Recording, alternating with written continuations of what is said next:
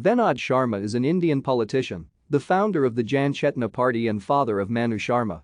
He was student leader and associated with incorporated student outfit NSUI.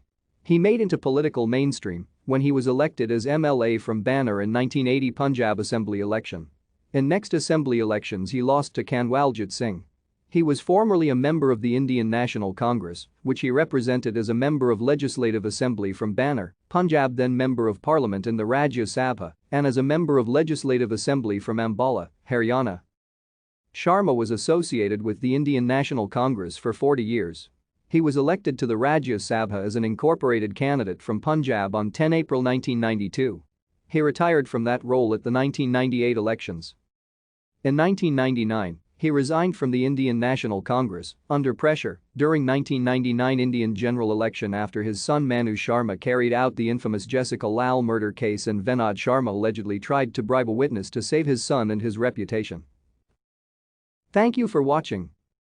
Like and subscribe if you would like to view more of our videos. Have a nice day.